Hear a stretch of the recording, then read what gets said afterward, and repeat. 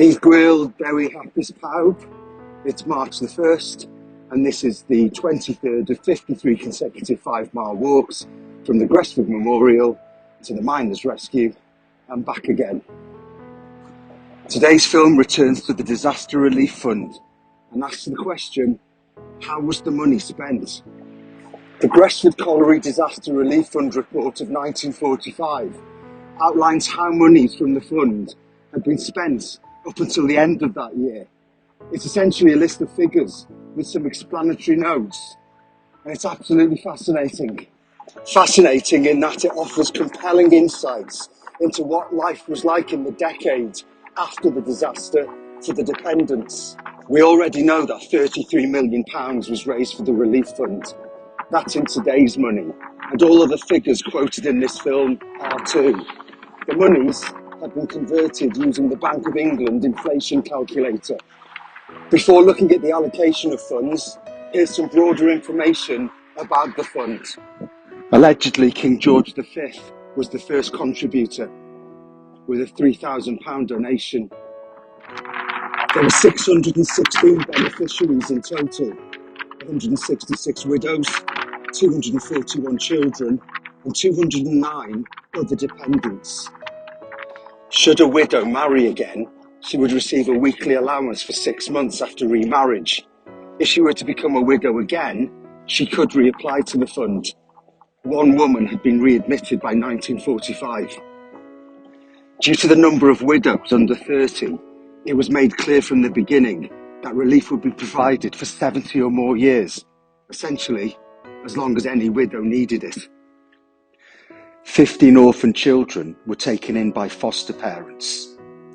No dependent child was ever brought before the juvenile courts and charged in any shape or form.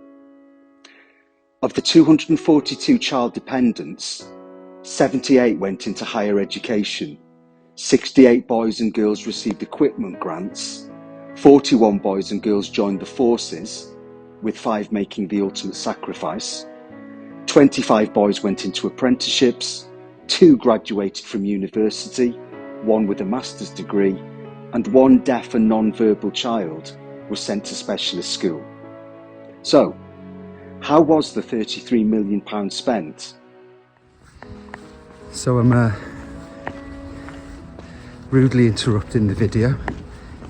You'll have noticed from the last shot that I was in the art room at the rescue centre, and went to the cafe for a coffee.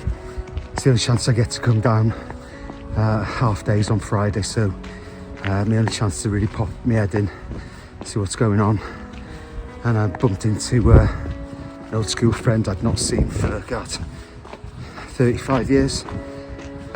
Lovely lad. It was lovely to see his dad as well, and I know he's on Twitter, so if you're watching, it was great to catch up on 35 years of life in half an hour.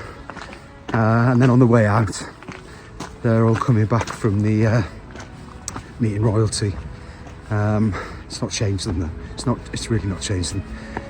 From the Gresford Memorial, I believe Prince William was down there.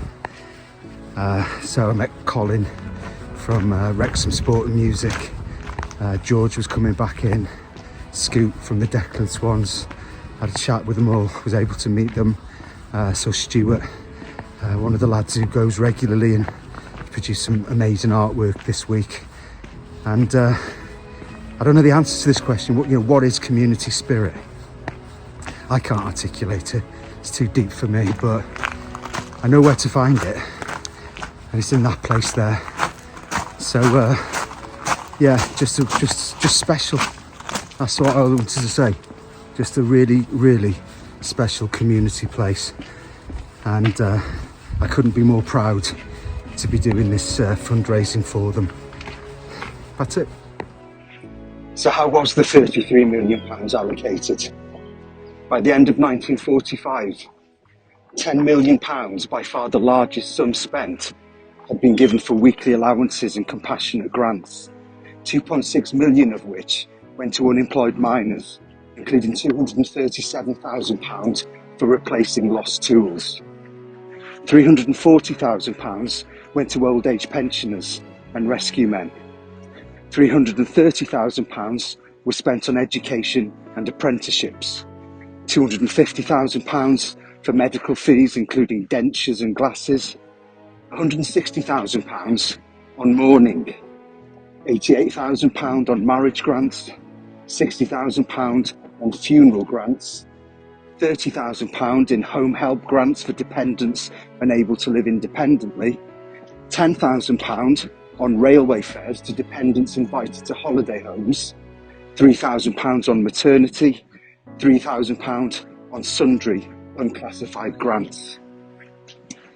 So to finish off today, and I feel a little bit guilty, a little bit nosy for asking these questions in relation to what the focus has been today, but there's more questions than answers. What were those holidays away like? What was the view?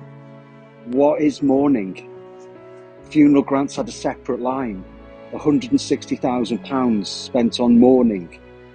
What became of the twice widowed woman who got readmitted to the fund again? What became of the 15 orphan children? And what became of everyone? So many stories. Today's walk was dedicated to Albert E. Jones, Azariah Jones, Cyril Jones, Daniel Jones, and David L. Jones. And today's song is In My Life by the Beatles.